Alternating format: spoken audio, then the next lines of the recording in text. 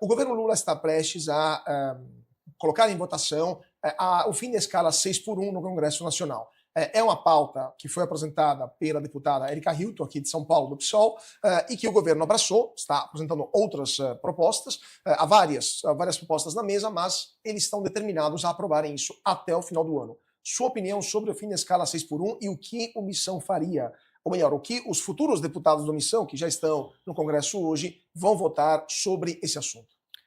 Em bom português, esse projeto do governo é picaretagem. Picaretagem pura e simples. Picaretagem em ano eleitoral é enganação com o trabalhador urbano. Vamos lá, vamos explicar aqui.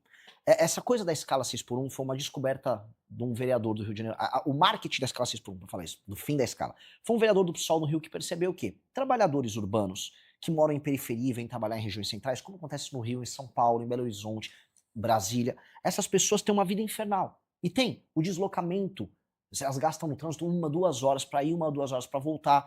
E aí elas trabalham quase, né? Trabalham pelo menos 6 dias na semana nisso.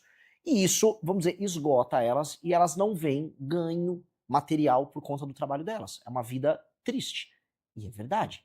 Só que outras coisas incidem para a vida dessa pessoa ser ruim. A infraestrutura de trabalho, os impostos que são cobrados em todos os produtos que ela consome, a pobreza generalizada, a falta de segurança. Então, aquela pessoa está esgotada por conta do modelo de Brasil. Aí vai um malandro e fala, não, é por causa das 6 por 1, é o seu patrão que está te roubando. Aí eles propõem, você vai trabalhar menos e vai ganhar igual. Isso não vai acontecer. Nós estamos assim, o que ainda resta de presença brasileira nas cadeias globais de produção, para quem não entende, vou dar um exemplo.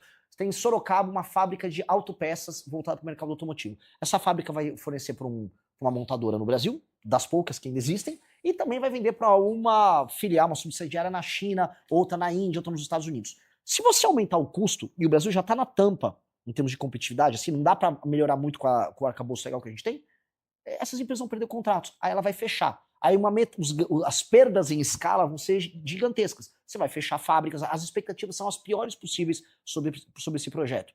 E o trabalhador urbano que trabalha, por exemplo, num serviço, um pequeno restaurante, que tem que abrir também de fim de semana, etc., como ele é engessado, porque tem um sindicalismo que obriga ele a ter que contratar todo mundo CLT, ele não consegue fazer contratações no método, por exemplo, contratar um MEI, como está acontecendo em todos os outros setores, ele vai ou fechar a empresa dele, ele vai repassar o custo para o consumidor, e aí os que ainda permanecerem contratados e não partirem para a informalidade, eles vão ver o custo de vida deles aumentar. Então isso é ilusão, isso é mentira. A gente tem que ter um novo modelo de contratação, um novo regime trabalhista no Brasil. E a gente pode discutir sobre isso. Pois é, terminando que temos mais 2 minutinhos. A CLT ainda é a base da contratação brasileira, cada vez menos trabalhadores, especialmente os jovens, têm trabalho formal com carteira assinada.